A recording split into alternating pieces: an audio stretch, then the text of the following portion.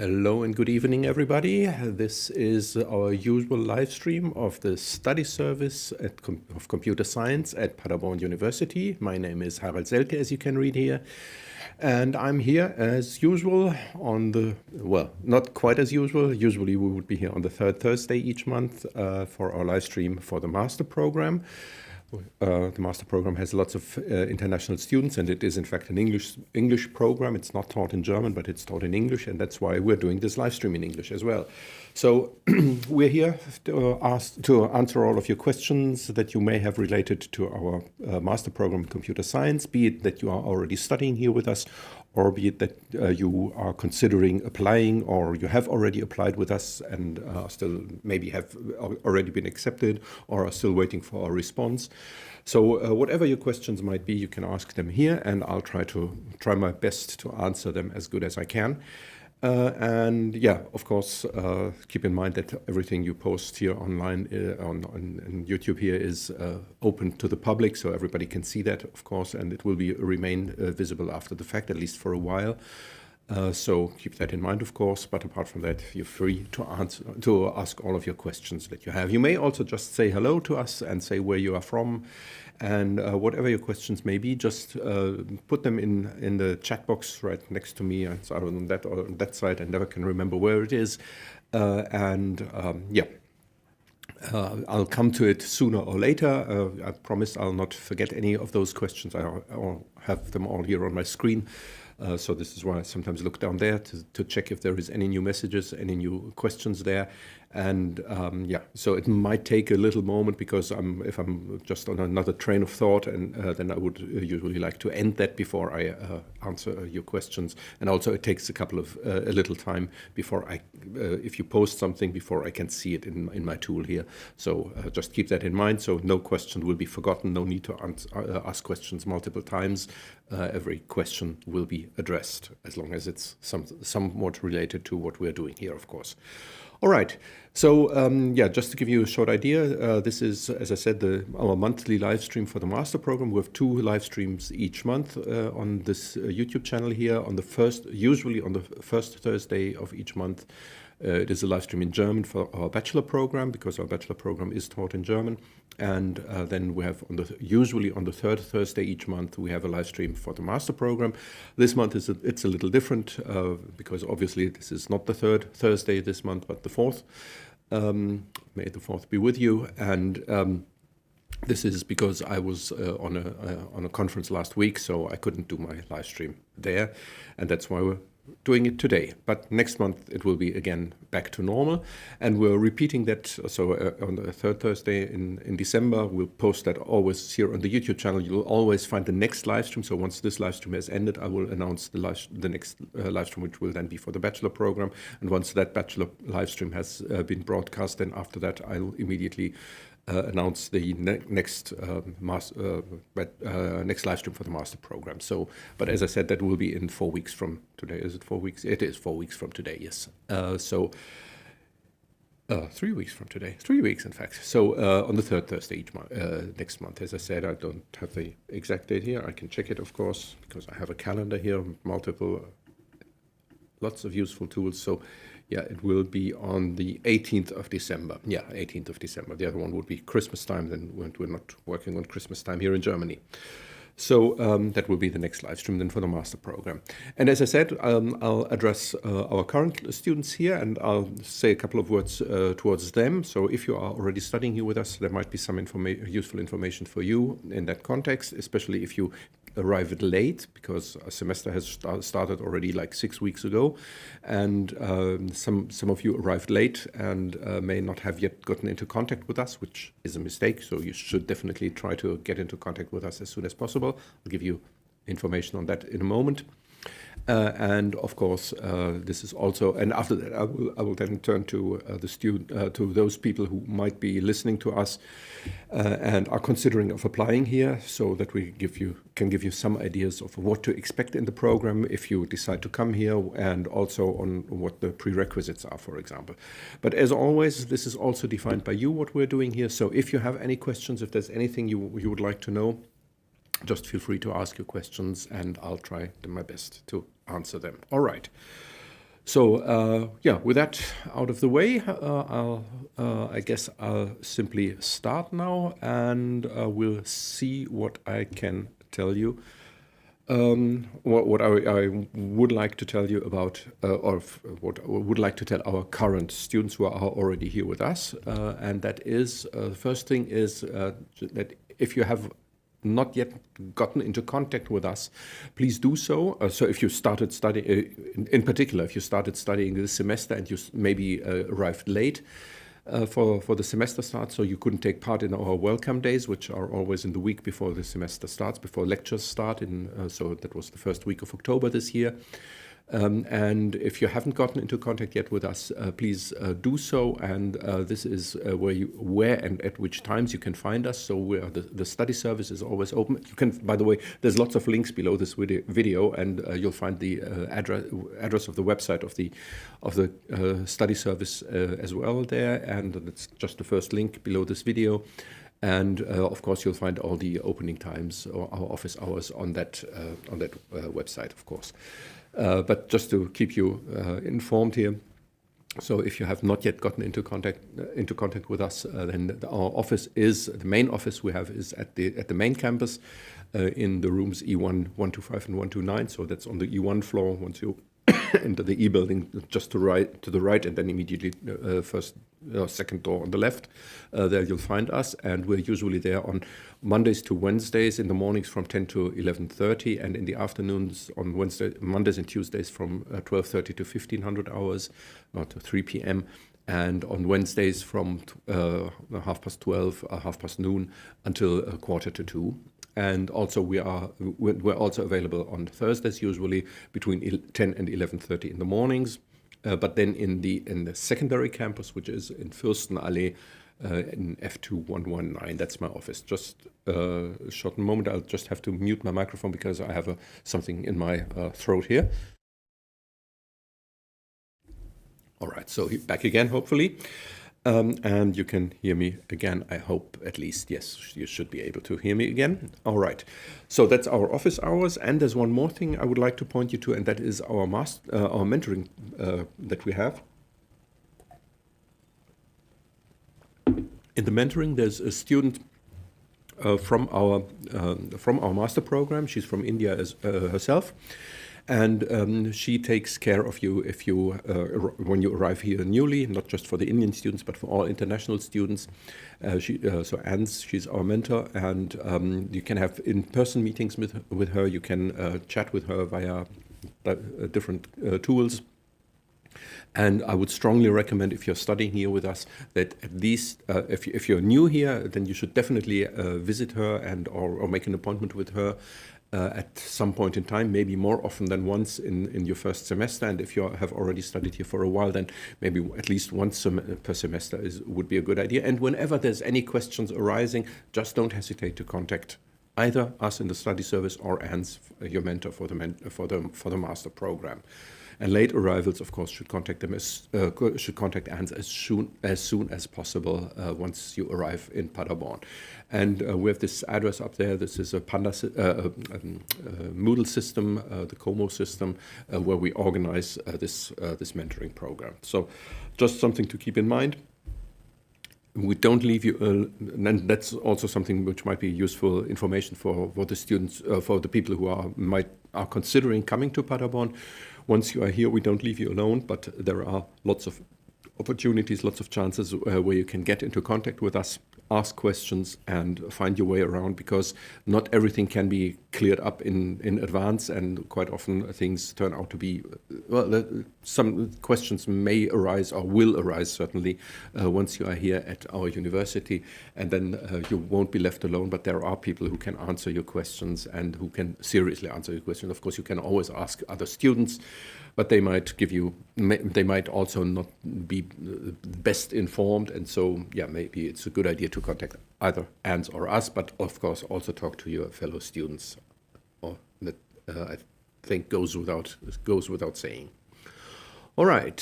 Hello. First of all, from your observation of the coursework in past graduates, would you say the program is suitable for students targeting research in Research roles in AI and machine learning. Yes, definitely it is. It definitely is. I can show you a little bit about the things we do in our master program. This is something you might notice when comparing our programs, our master program here at Paderborn University, specifically the computer science master program here at Paderborn University. When you compare that to other master programs at other universities, you will quite often find that they offer different courses, different programs with specializations. Like, for example, a dedicated artificial intelligence master program, or a specific software engineering, or a specific, I don't know what, embedded systems master program, or something like a robotics program, or something like that. We don't do that here at Paderborn University, at least not in the computer science department, but we chose a different path, and that is that we have one master program, but within that master program there are certain specialization areas, or focus areas as we call them, and you can specialize in one of them. You don't have to specialize, so you can also study very broadly across different disciplines within computer science, of course, but there are 5 different areas, and those are software engineering, classical and quantum algorithm design. So also if you're interested in quantum algorithms, for example, it's a good place to be, I guess. Then there's computer and communication systems, which is more like embedded systems and these kinds of things. And then there's security. And then there's data science and intelligent systems. And if you are really interested in AI and machine learning, then probably data science and intelligent systems might be the area you're looking for. But you might also find that there are certain specific aspects that you are interested in AI and ML. And because, for example, we also have a crossover between different of those areas. Like, for example, there is a course here at our university which is called Machine Learning for biometrics. And biometrics, of course, it's about this facial recognition, for example, fingerprint recognition, and different kind of biometrical data, and using machine learning for this kind of stuff. But when you do that, of course, that's a specific, you can do this within the data science and intelligent systems focus area, but you might also think, well, that's also interesting from a security standpoint, because those kinds of systems are usually used in security applications. And then you might also think, well, maybe security is also quite an interesting topic, and I didn't think about that when I came to Paderborn. I thought I wanted to specialize in AI and ML, but now I find that the specific area of applications of AI and ML within the security field is more interesting to me.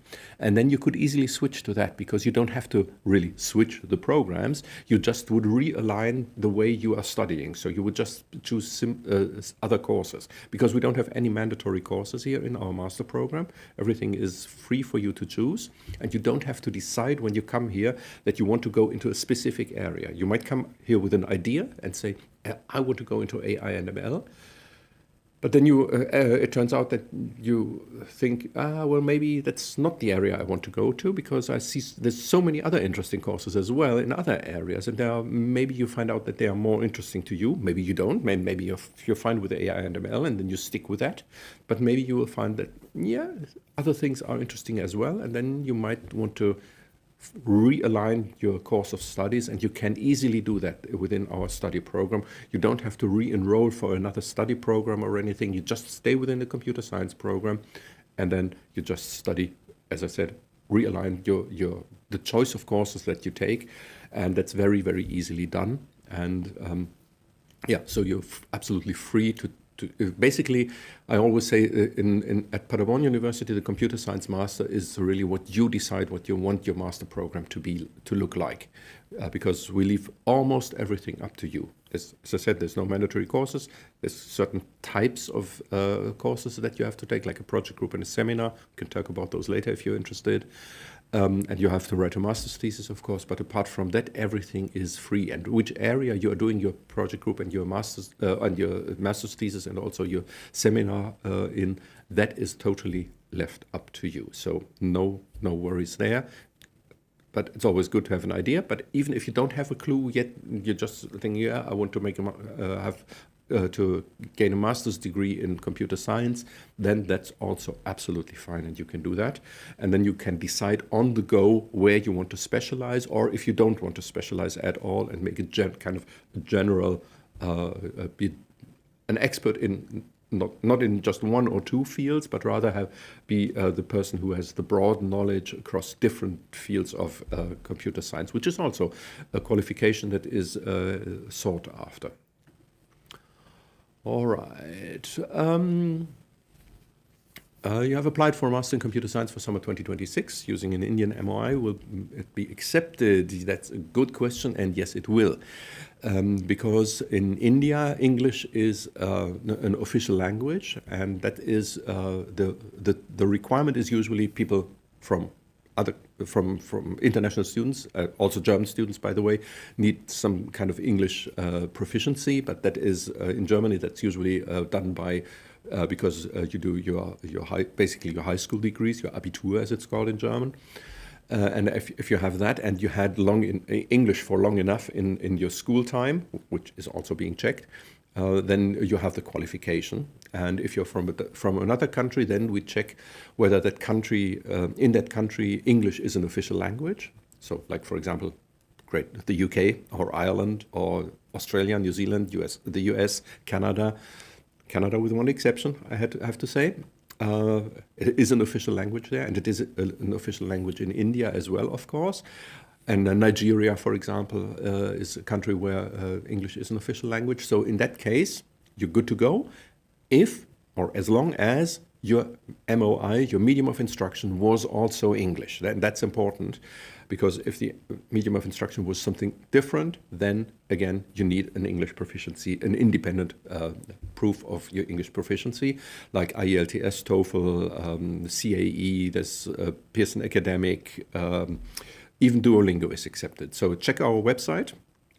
Information below this video. Check our website for detailed information which language certificates we usually accept. That's not an exclusive list, so others might be accepted, but we have like 7 or 8 different tests there, and those are the most common ones, and you should be good to go with one of them. But as I said, that's only required if you're from India and your medium of instruction was English, then you're good to go. You don't need a proof of English proficiency. And that's why I mentioned Canada earlier, because people from Canada, in Canada, of course, English is an official language. But if you studied in Quebec and your university taught in French, the medium of instruction was French, in that case, of course, you still need an English proficiency, a certificate of English proficiency. So you have both of those requirements need to be met. So English must be an official language in your country, and also it must be a medium. English must have been the medium of instruction. So, for example, Bangladesh has medium of instruction usually in English, as far as I know, at least of most of the applications we had so far, or I think all of the applications we had so far had medium of instruction, English as a medium of instruction.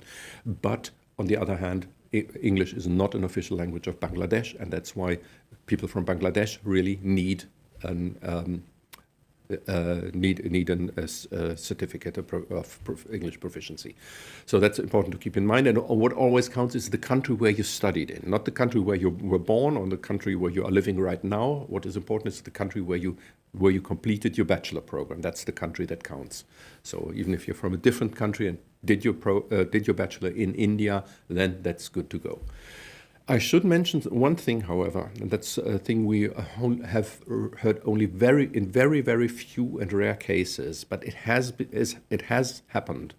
And that is that people from India, in fact, had problems securing their visa for Germany because the visa issuing authorities in India, German authorities in India, they refused to issue this a student visa, if people could not prove that they have English proficiency, prove that by submitting, for example, a TOEFL or IELTS or CAE or so on and so forth, one of those criteria.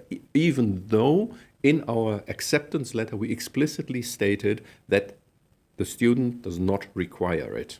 So even in that case, in some rare cases, it's very rare cases, it's not systematically and it's not something we can influence in any way because this is way beyond our authority. That's people, this people who are issuing the visa, they might have different ideas on whether you need an English language certificate or not. So to make sure, contact the visa issuing authorities who are responsible for you, and so just to make sure that that everything does not, is not destroyed. Your plans are not destroyed by this strange regulations, which, as I said, we don't have any influence on. All right. Hello, Beck. Okay, you would like to know if certifications like CCNA and AWS networking specialty would be helpful, would it be useful as a prerequisite for the computer networks course in the summer semester? I have to admit, I don't know, I have no idea what CCNA and AWS is. AWS, I guess I've heard, but I'm not sure if I'm on the right track here. But whatever it is, the only things that count for us when we are evaluating or reviewing your application and evaluating your transcript of records, the only thing we really care about is your transcript of records and your final degree certificate, of course. Whatever you did outside of the university, whether you have 20 years of job experience, whether you have taken lots of Coursera, Udemy, or whatever courses, whether you have done additional courses with the MIT or whoever, we're not interested in that at all. We're just looking at what you did in your bachelor program. Only things you did in an official program that you completed, only those things can be counted. So even if you started some program and did some things there, but you didn't complete that program, those things will also not be counted. So it really must have been a university degree, and it must have been completed, and only the contents from that will be counted. So, as I'm guessing that CCNA and AWS are not something that has been taught within a university course, in that case, that would not be helpful at all. It is not a hindrance, of course, as well, but it's also not helping because we simply would not look at it. So it's even if you submitted those certificates, we would simply ignore them, basically. All right. That's a very good question. What subjects are considered to be part of theoretical computer science? There's someone who has already read what the prerequisites are. I'll just go to the prerequisites page. I have a slide prepared for the prerequisites. So just to bring everybody else up to speed, because not everybody might have already had a closer look at our website where all the information is given. Again, link below this video. As you can see here, these are the content-wise prerequisites. So there's different kinds of prerequisites. We talked about language already. There's also a grade prerequisite, which is also very important because in general you need a GRE, and there's few exceptions when you don't need a GRE or a DMAT, which is an alternative test for the GRE, which is most people don't know because it's a brand new test. It's only been around for like 2 years, I think. And it's not that easy to get by because there's not so many tests being offered, but it is an alternative to the GRE. But we're not talking about that right now. We're talking right now about the content specific, the computer science specific prerequisites, because the GRE and DMAT, they are basically testing kind of especially the GRE is not subject specific, but it's a general general qualification test for studying in a master program, whereas the DMAT has a content specific area as well. But as I said, we're not talking about that right now. What we're checking within your transcript is if there are at least 20 credits in software engineering, 20 in theoretical computer science, 15 in technical informatics, which would be hardware things like, or also operating systems and things like that, or computer networks, for example, and basic mathematics of computer science, also 15 credits. Of course, there is a factor applied. So in Germany, we have each semester has 30 credits. So if in your country, for example, say each semester on average had 15 credits, then of course we would apply a factor of 2 there. So you would only need 10 of your credits in software engineering, for example, which would then count as 20 here with us. If at your home university you had like 20 credits per semester on average, then of course, as I said, we have 30, so that would then we would apply a factor of 1.5. So just to make sure that there is a conversion rate between different kind of crediting systems, of course, that you apply that. So you don't need to worry about that. So if you had 20 credits, then in that case, it would mean that you would need like 14 credits in, for example, in software engineering and as well in theoretical computer science. Now the question is, what are topics of theoretical computer science? And as if I hadn't guessed that this question might come up, there we have it. So usually those are courses, most of the time, those are courses where we have topics like these.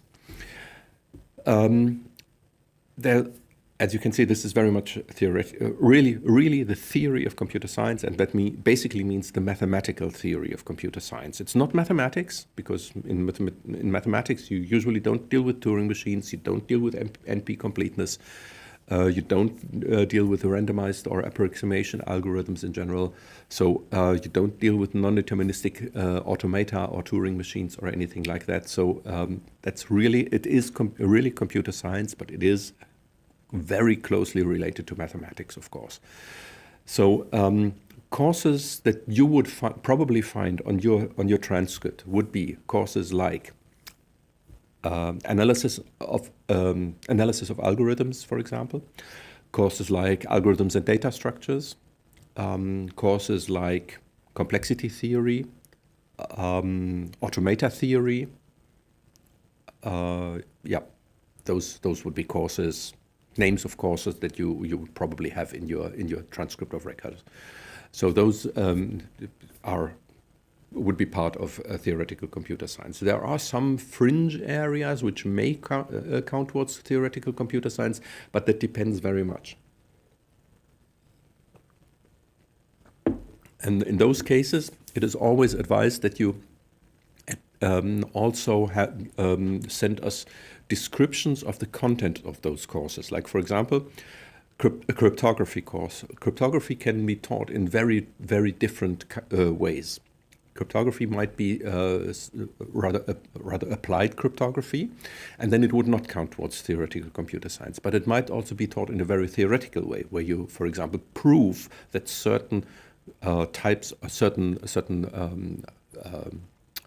algorithms for cryptographic algorithms are or what kind of security they provide, for example. So that might also be the case that your course mainly dealt with those questions, and then of course that course might count. Keep in mind that only those courses count that really do this that concentrate on this. So if you have a course which taught you things about, I don't know, like for example about compiler construction, for example, then of course you will have heard a little bit about grammars and a little bit about automata theory, for example, probably at least. And in those, but that's only a very tiny part of the complete compiler construction course. So the compiler construction course would not be counted towards theoretical computer science, unless, again, there is proof in your transcript of records or in the documents that you send us, which shows that there is a significant amount of theoretical computer science involved there. So that's very important to keep in mind. Theoretical computer science only those courses count which really focus on those theoretical topics. Like, for example, and usually those courses go along with lots of proofs. So you usually have to prove, like, for example, you don't just learn about an algorithm and then know what, say, shortest path algorithms or all pairs shortest path or minimum spanning trees. You don't just learn Prim's or Kruskal's algorithm or something like that. But you are also able to prove that it is correct. You are able to prove what is the runtime of this algorithm. Is it like n squared, or is it n log n, or is it linear? So is it in O of n? The O notation is very important here, of course. So Those are the kinds of questions that should have been taught in those courses. And in particular, the questions that I've listed here, like, for example, Turing machines. You should know about the Turing machine, not just a simple Turing machine, but of course the universal Turing machine. That's because that's the important one. That's our computational model that we have, the theoretical construct of the universal Turing machine. And then you should know that there are undecidable problems, and you should be able to prove that a certain problem is undecidable, for example. There's reductions, is a technique how you prove these things, for example. And there is a diagonalization, for example. You should know about those concepts. Then you should, of course, know what a non-deterministic Turing machine is, or also what non-deterministic finite automata are, if you have course like automata theory, for example, which, as I said, also counts towards theoretical computer science. You should know what NP completeness means. You should be able to prove certain problems. First of all, you should be able to prove what we call the master reduction, so which is basically the one, usually the satisfiability problem, of which you can rather easily prove that this problem is in NP, meaning it can be solved by a non-deterministic Turing machine in polynomial time.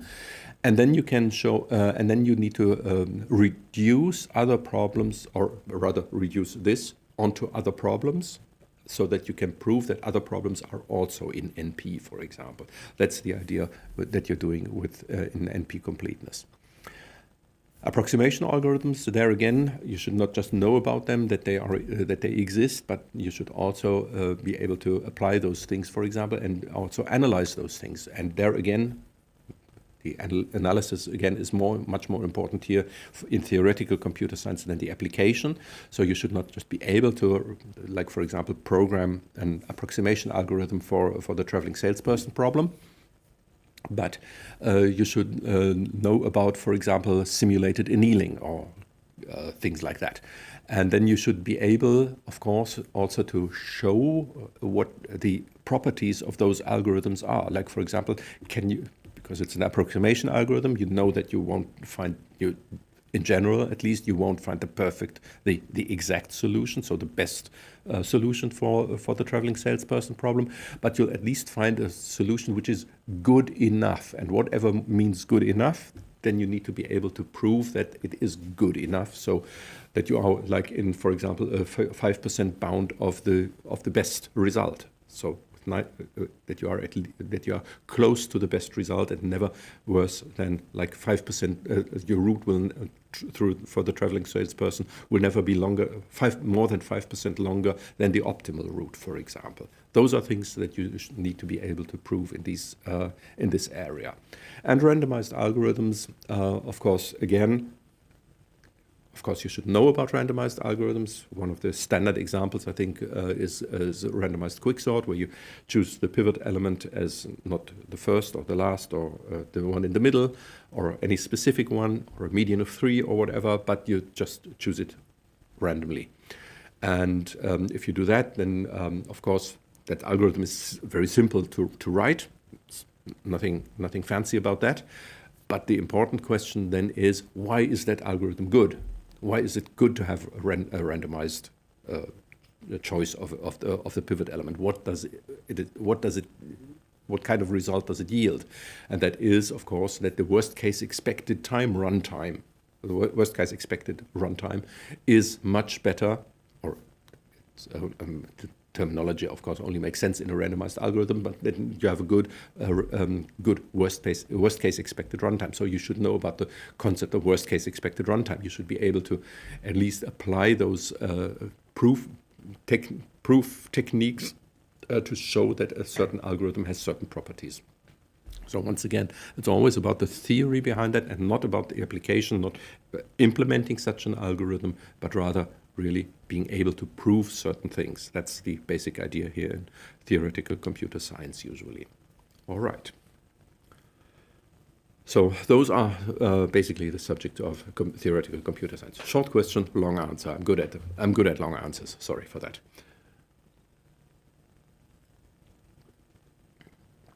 All right. Filling the visa form for summer semester 2026, whose contact details should you use as the program coordinator, is 1st of April okay to put as the arrival date? Yes, that is okay.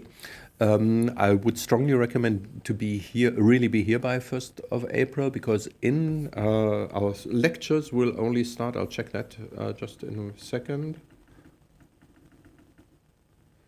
Our lectures will only start on the 13th of April, in fact.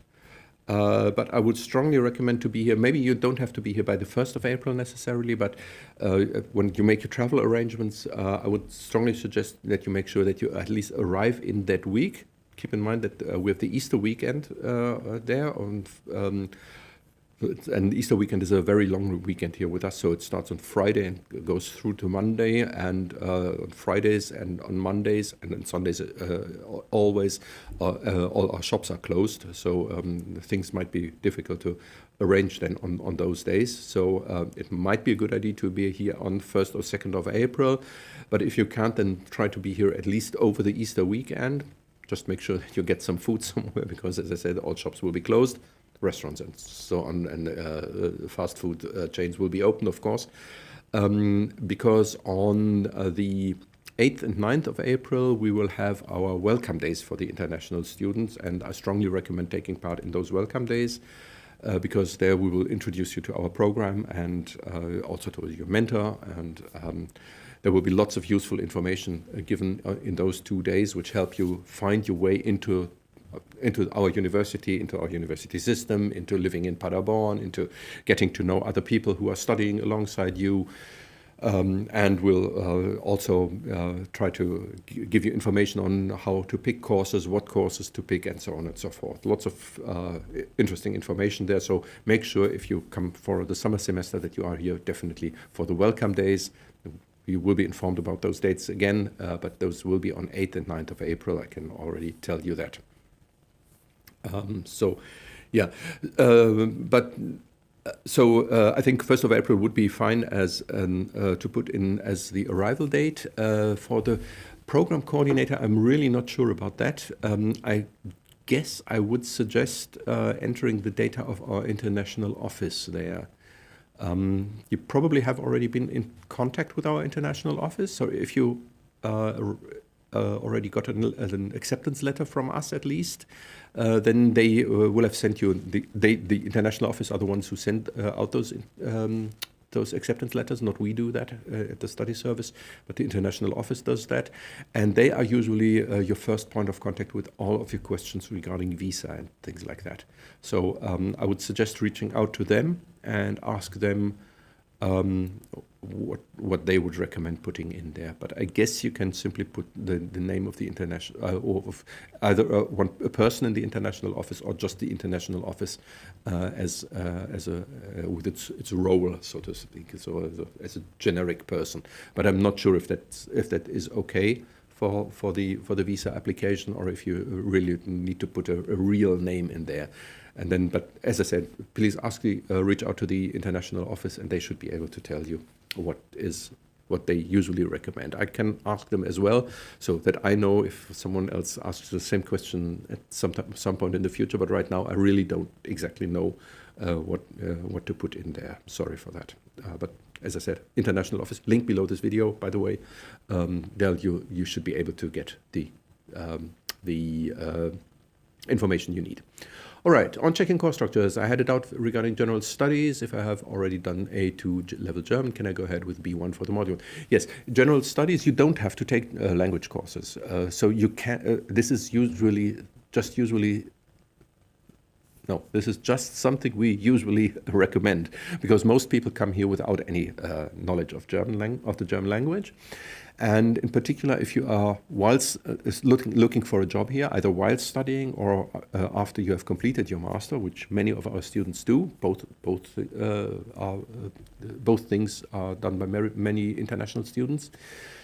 In that case, it is usually at least appreciated, but it's also sometimes sometimes they might make it a requirement that you speak at least a little German.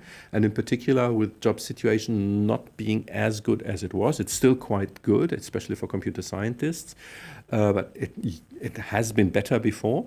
And now when people have, when a company, a possible potential employer, can choose between a person who has at least some basic knowledge of German and another one who is equally qualified but does not have any German language knowledge, then it might be that this employer then tends towards employing the person who has at least a little bit of German language knowledge.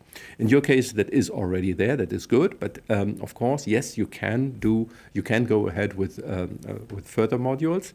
What in general, it's the case when you register for a language course here at our university. So you only language courses you're doing within the university can be counted towards general studies. So general studies, just to give you a idea for the rest of you who don't haven't already heard of that. General studies is a part within the computer science program. It's in our bachelor program and in our master program. And for you, of course, this is only the master program is of interest. And in the general studies, we require you to do something different than something other than computer science, because we want just that you do something different. Just look out into the world and check what is there. You probably know that from your own country as well, from your own bachelor program as well, that often there are parts in the program, sometimes mandatory, where you have to do different kinds of things which are not directly related to computer science. And here we also do something like that, but we don't give you specific courses. So we don't tell you, yeah, you need to do this or that course, for example, like, I don't know what. But rather we leave it open to you, and there's a broad, there is a category within our course catalog, and there you can check which kinds of courses are available. Only parts of them are in English, so if you are not fluent in German, then of course your choice is more restricted there, but you can pick lots of different courses. So you don't have to do language courses, but you can. And if you do a language course, in that case, the people will do an initial test with you to see which course is the most adequate for you. So, and if you have A2 and you can prove that you are still up to the level, because sometimes people have A2 but they did it several years ago and they haven't spoken German since then, and so some things might have gotten lost. In that case, of course, they would then say, well, yeah, all right, you already had A2, but regardless, we would recommend visiting an A2 course once again, just to get a refresher, and then that A2 course would also count for you. So they will definitely put you into the right course for you. That's what this initial test is for, so that you're not in a language course which is totally boring to you because you already know all the stuff, and also not into a course which is too hard for you, so that you don't learn any or don't learn much within that course. So that's always something our language course people will do with everybody who wants to take a language course. So yes, you can take a language course, and you can also take language courses on these higher levels if you already have good knowledge of the German language. I should also mention, I don't know if I just already said that, you don't have to have any German language knowledge at all to study here with us. You're good to go with English only. But as I said, it is strongly recommended that at least when you are here, try to learn at least some German, because it might help you if you're planning on taking on a job while studying, or if you're planning to stay here in Germany after you've studied, then it's usually very much appreciated, and it might in fact be helpful in securing a job.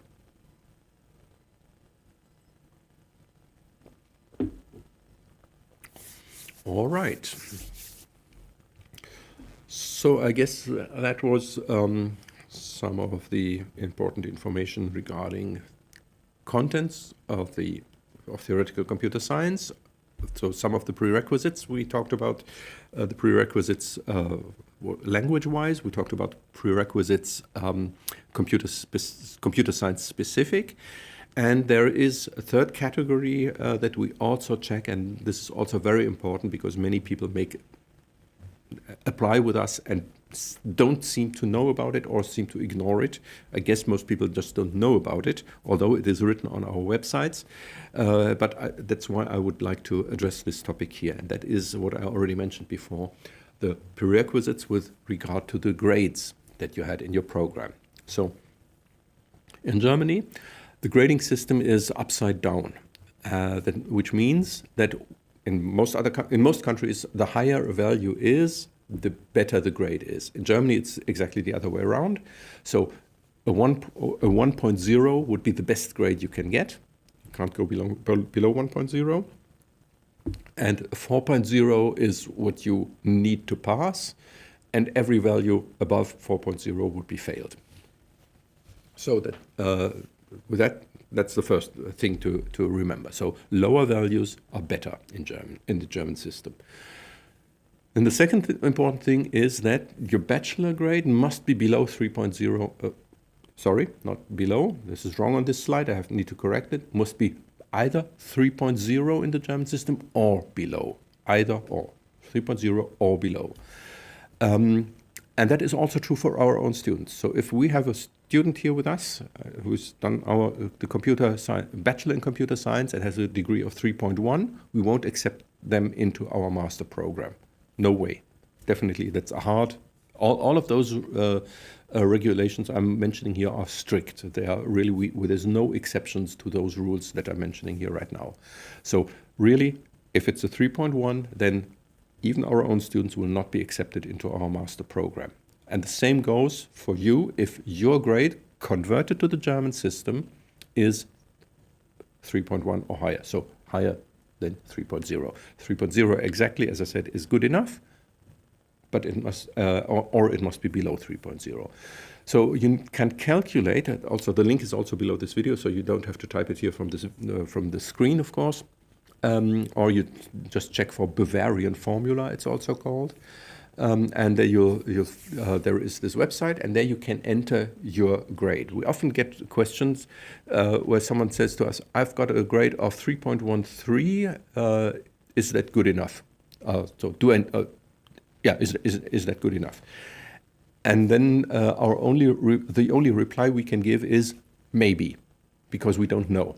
Because there is 3 important parameters that you need to know in order to calculate the grade in the German system, and that is the ones that are listed here in this table. That is, first of all, what is the maximum grade at your university? It might be 4, it might be 10, it might be 1,560, it might be whatever. Then the second important information is, what is the minimum passing grade at your university? For example, if you had 2, 4 was the best possible, the maximum grade that you could achieve, and the minimum grade required for passing was, for example, might have been 2. It might have been 2.2. It might have been 1.5. So we've seen all different kinds of things. Or if you have a maximum grade of 10, like in those 2 examples on the right-hand side here, your minimum passing grade might have been 5. It might have been 4. So lots of different things, and that's different, not just from country to country, but also within a country in different universities, and sometimes even within a university in different departments or in different colleges. And then, of course, the third important information is, what is your current overall grade at your university? So the total grade that you have, and of course we need the grade of the final examination. There's one exception, and that is if you don't have your final examination yet. So if you have not yet completed your bachelor, but you are close to completing it. In that case, we will kind of put you on hold. We can't give any preliminary or conditional letters of acceptance. That's not possible for us. We can only say, yeah, we put you on hold. Send us your final documents as soon as you can, and then we will review, which will then go very quickly. Right now, the review process takes quite a while because we receive so many applications on a daily basis that we're really struggling hard to keep up with it.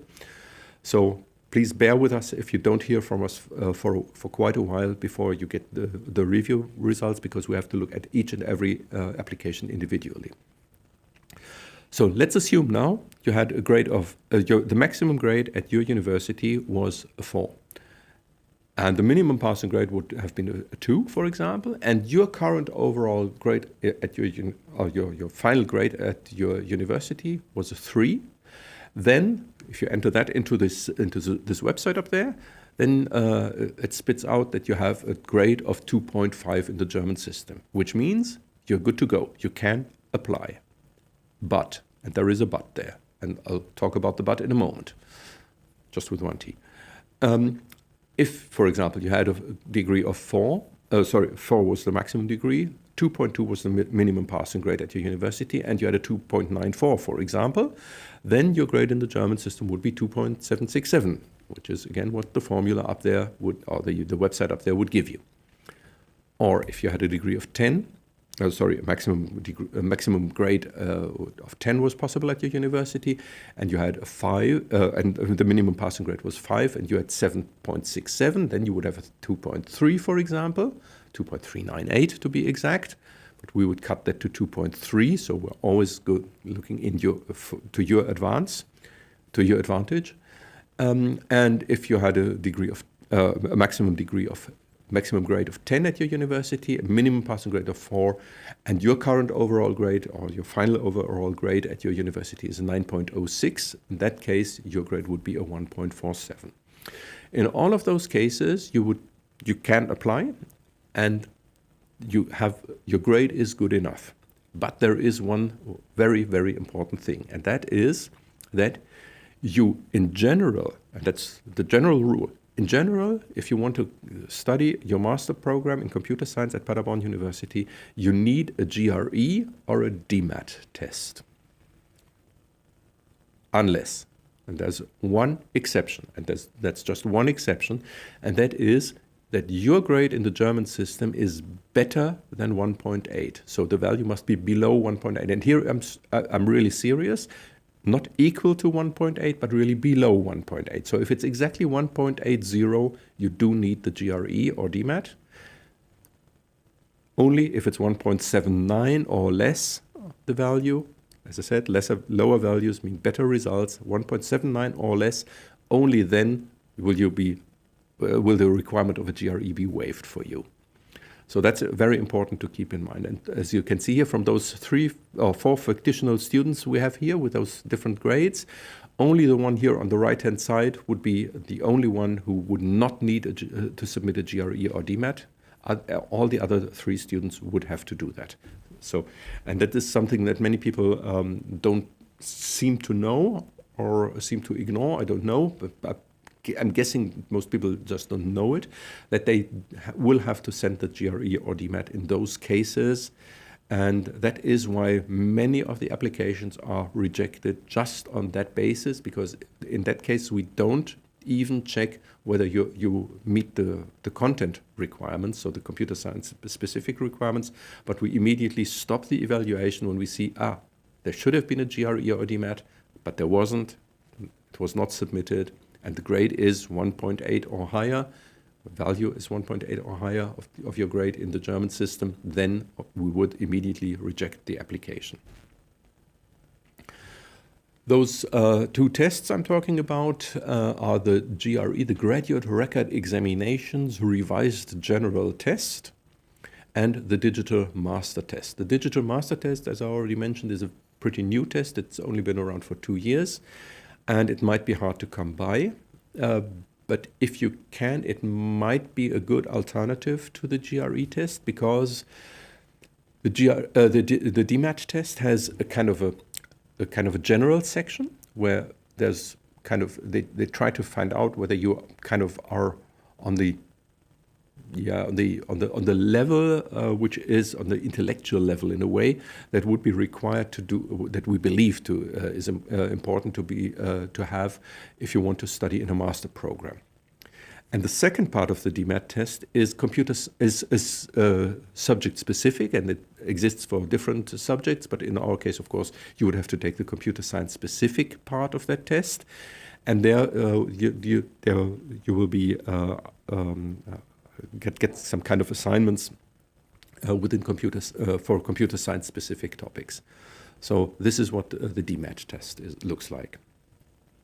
On the other hand, the GRE test, that is one which is not computer science specific at all. It's just a general test. And this test has 3 categories. One category is the quantitative reasoning. One category is analytical writing. And the third category I forgot the name of because we're not interested in that. So we are only interested in those 2 categories. And in quantitative reasoning, you need at least 157 points. Quantitative reasoning is something that most people who apply with us and take this test and are computer science interested or have already done computer science or computer science close something a bachelor program close to computer science. Those people are usually good with numbers, and that's basically what the quantitative reasoning part is about. So you have to show that you're good with numbers. And there you've got to get 157 points, and most applications we receive meet that requirement. Some don't, but most do. And again, this is a strict threshold. So if you have 156 points, so just 1 point short, then sorry, you're out. We can't do anything about that. It must really be at least 157 points. So even 1 point below is below, and then unfortunately there's nothing we can do about that. And then comes the harder part, and that's the analytical writing part. And this is something that many people who are rather from STEM-oriented subjects, science, technology, computer science, electronical engineering sciences, mathematics. Those, to put it bluntly, are usually not the best in reading and writing texts. But this is something which is an important qualification, because in a master program, of course, you have to write a seminar paper, for example. You have to write a master's thesis. If you want to continue, you want to do research, you have to publish. That's one of the most important things that you do in research. Of course, you do the research, but you also have to publish your research. You have to present your research in conferences, in journals, and whatnot. And that's why you need to be able to, on the one hand, of course, read texts and take information out from a text, so extract information from a text that has been given to you. And of course, you need to be able to put your own thoughts into words. And this is what the analytical writing part is about. And that's why we also have a requirement here. So you need at least 4.0 points in analytical writing. That's the second requirement. And once again, if you have a value less than 4.0, it's only given in half points, I think. So 3.5 points in analytical writing. Once again, this is a strict rule. So in that case, we can't accept you into our master program. So just keep that in mind, that this GRE or DMAT test is something that you really need to have if your grade is, as I said, on the German scale, 1.8 or higher. So even with 1.8, exactly 1.8, it is required that you have a GRE. So in general, the general rule I would give out is you need a GRE or a DMAT unless certain specific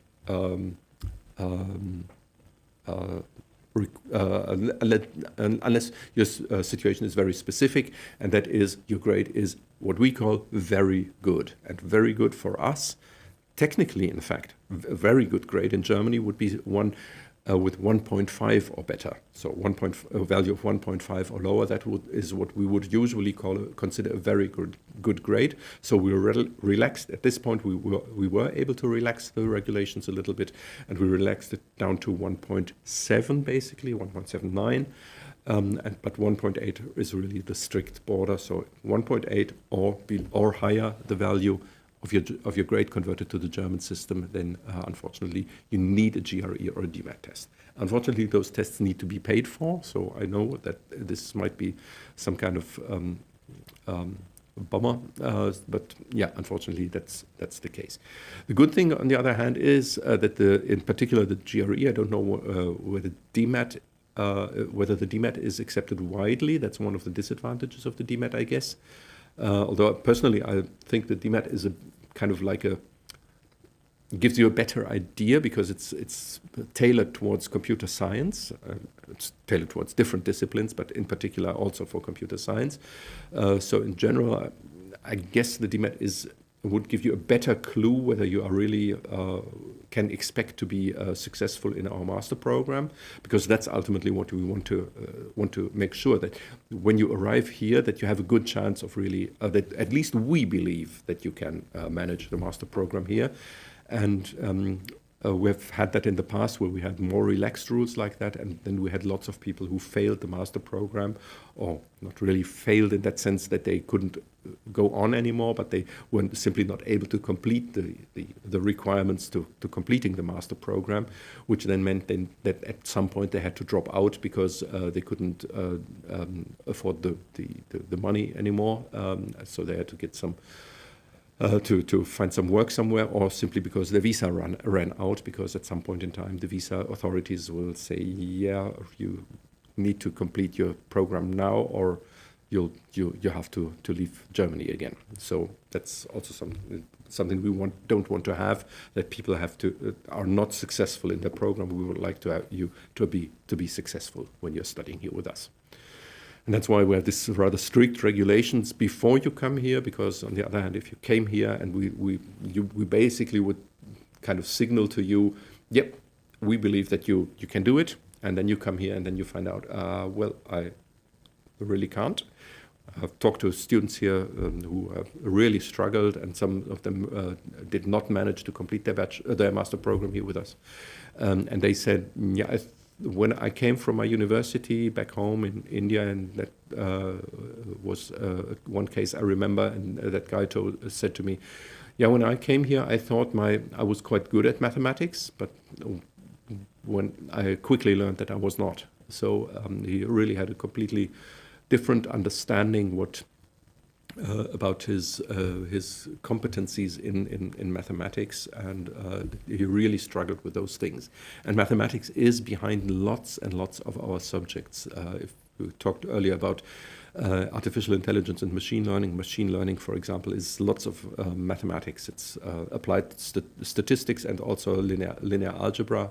Those are the two main mathematical aspects that you need in when you're doing machine learning. When you're doing computer graphics, you have to deal with linear algebra. When you're doing data science, you have to be good in statistics.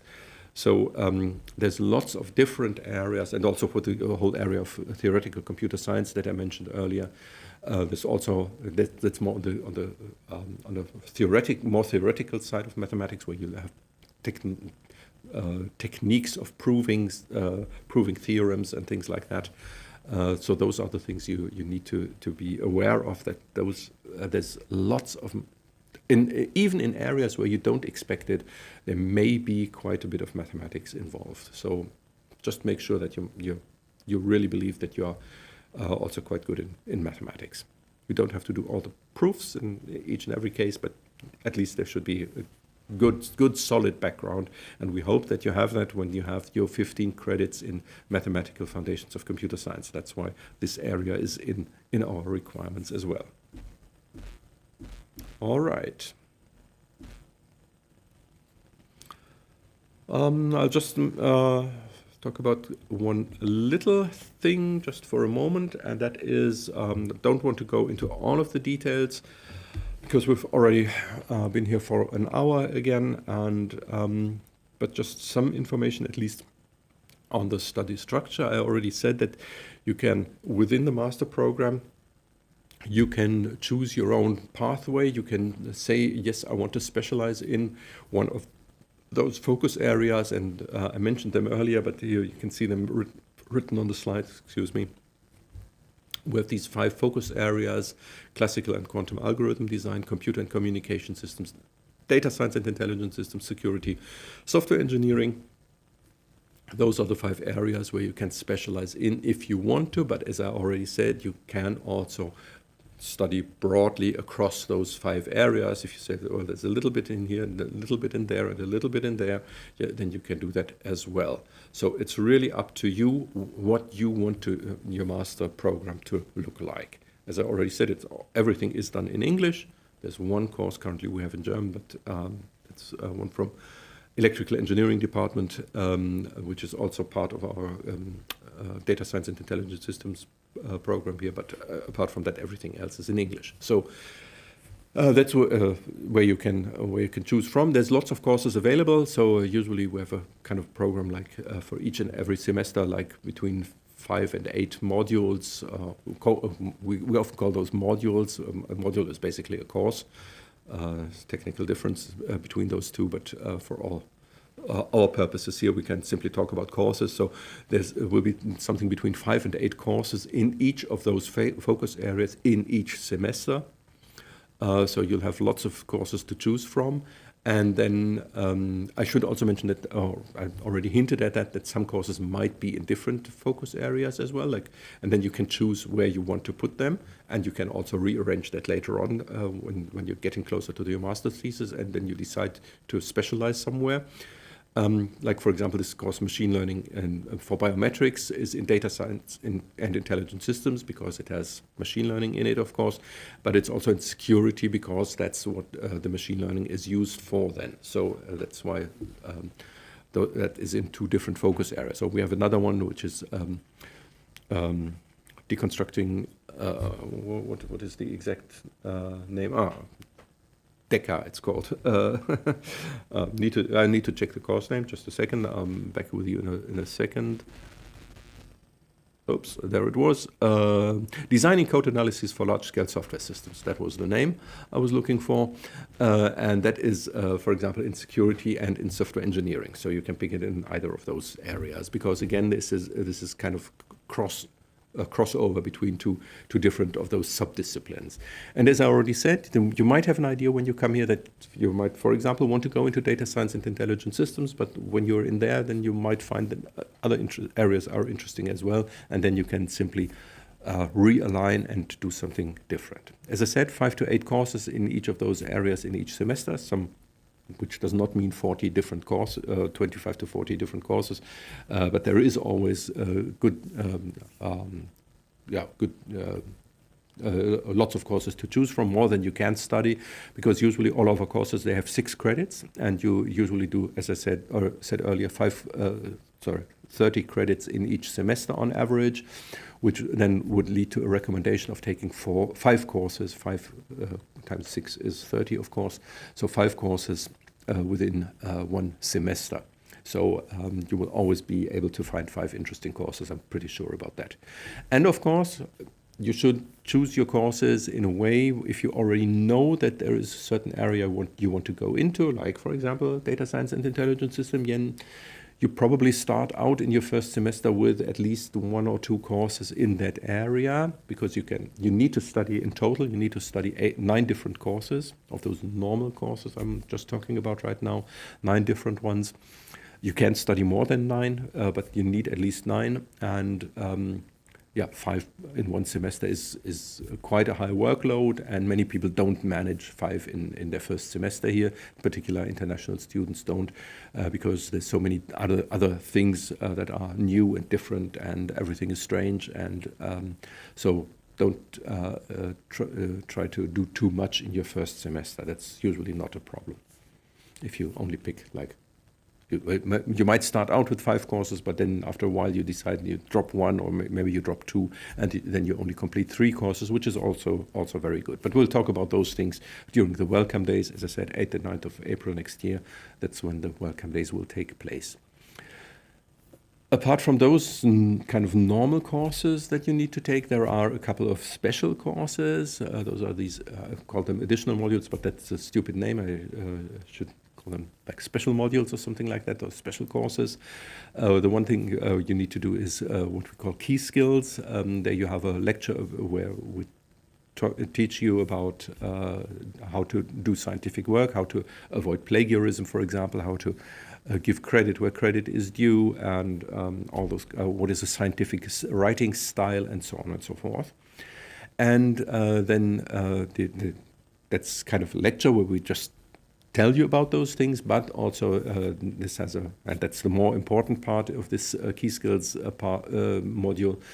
and that is that in the seminar you have to give a presentation yourself, and you also have to write a seminar paper. So you have, again, you can choose between different areas. So there might be someone offering a seminar on some special aspects of, I don't know, quantum cryptography, for example. And you might decide, yeah, quantum cryptography is something I would like to do. And then you go to that seminar, and within that seminar, you will then be assigned some kind of topic or some kind of, some kind of topic. And then you'll have to research on that topic. To do research on that topic, then you have to prepare a seminar paper and also a presentation. And you're not left alone with that, but there will be a supervisor who gives you hints and helps you, and who you can talk to. And who can give you feedback along the way, so that you complete the seminar at the end of the semester then. And this seminar in particular is a very, very good preparation for the master's thesis, because in the master's thesis, again, you shop around and look where's an interesting topic, and then you'll try to find a supervisor, and then you'll discuss with them. But there it's more open than in the seminar. In the seminar, you usually assign a topic. Maybe there is a bunch of topics available and you can choose one. But in a master's thesis, it's usually much more open. So it's not that you just choose from one existing topic. That's also possible, because some people offer kind of certain topics on offer, for example. But more often than that, people just go to a supervisor and say, well, I would like to write my master's thesis with you. Then they would ask, what have you done so far? Have you have you been to any of my courses? And of course, that is very helpful. So if you want to, again, do a course in, for example, or want to write your master's thesis in machine learning, for example, then of course you should have had a course in machine learning, because otherwise it will be very hard for you to learn about all those foundations that you need to write a thesis in machine learning. So keep that in mind as well when you picking your courses, that if you already know that you want to go into a certain area, then of course it's a good idea to, if you want to write your master's thesis in a certain area, then of course it's a good idea to pick courses accordingly and not do something completely different and then have to do everything for yourself for the master's thesis because you don't have the foundations. And the master's thesis you work on for in total 6 months, 1 month of preparation phase and 5 months where you write the thesis itself. And you also have presentations. You give a presentation at the start of the master's thesis, where you basically give a presentation on what you are planning to do and what your work plan is, what your ideas are, what the basic question is, of course, that you try to answer. And at the end, of course, you give a final presentation where you present the results of your thesis. And there's one more thing here, and that's the project group. And as you see here, it's written, it's 1 year, and that is really true. So it does not run through 1 semester, only half a year, but it runs through complete year. You can take some time off, but no longer than 4 weeks, like on a regular vacation. So you should not plan to leave for your home country for 3 months if you are in a project group. That's not a good idea, and that will most certainly guarantee that you will fail the project group in that case. So just make sure that you will be here at one point, at least where you can spend a complete year here, because it runs through the semester break as well. And the project group is, again, there will be lots of different project groups offered, and then you say, well, this is an interesting topic. There are, for example, a project group running right now, which is implementing a virtual chemistry lab for students of chemistry, where they can learn how to work in a chemistry lab. They do that with virtual reality, and they, for example, they implement different kinds of things there. So it's a project group. In a project group, you work with a team, like 8 to 16 students usually together, and they solve a larger software project. Most of the time it's software projects that are being done there. There might be exceptions, but in general it's a software project, and you're working on that in a team. So it's very highly self-organized, because the team itself must organize itself, and then you also need to make sure that everybody does their work. Like, for example, people might not do their work that was agreed on or something like that.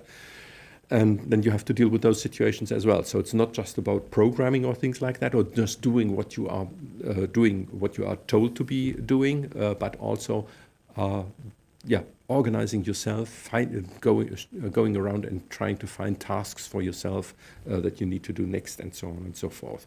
So a responsible team member. That's also something that you should learn within this project group. And this project group, of course, is very often the starting point also for a master's thesis, because if you were happy with the project group and the supervisors were happy with you, then you already know them, they already know you, and then it's easy to talk to them and ask them, well, that was interesting and I would like to do more in that area.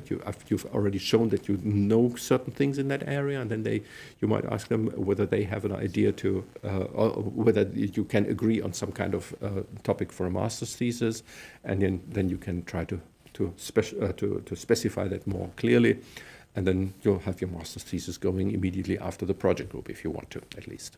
So that's always a good idea. And then there's general studies. We talked about that earlier.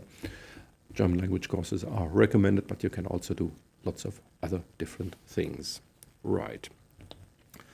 So that's basically it. That's everything I have for you for tonight. We won't go into all the details, which courses exactly are being offered and so on and so forth, which also changes a little bit because the master program is very closely related to research.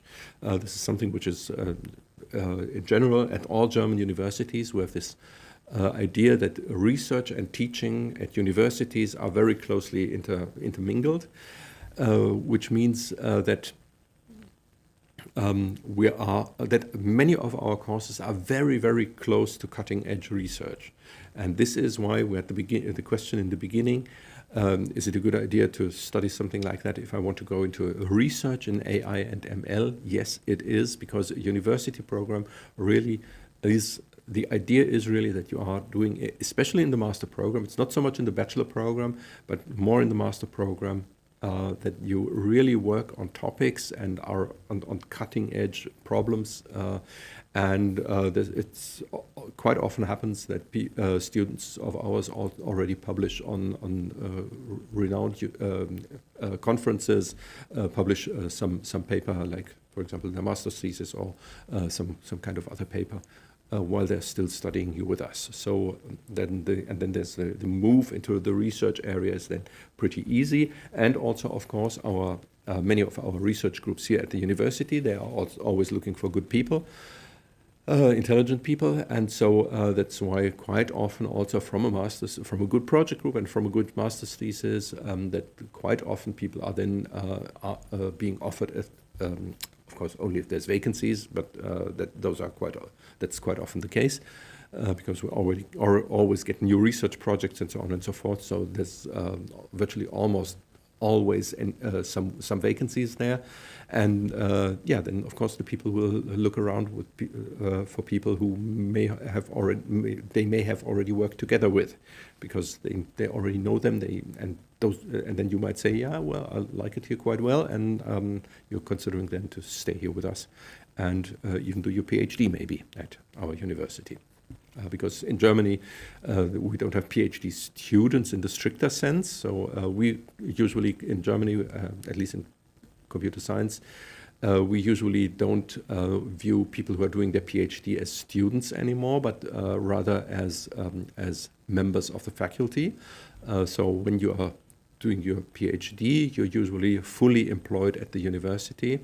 In computer science, at least. In other disciplines, it's a little different, but in computer science, you usually have a fully paid job, and doing your PhD is then part of your job. So basically, if you work like a certain amount of hours per week, like 40 hours is the general rule in Germany, something around 40 hours at least, then usually there is a certain amount, like half of it, which is reserved for your own further qualification, meaning that you can do your PhD and you're getting a full salary just like someone else would in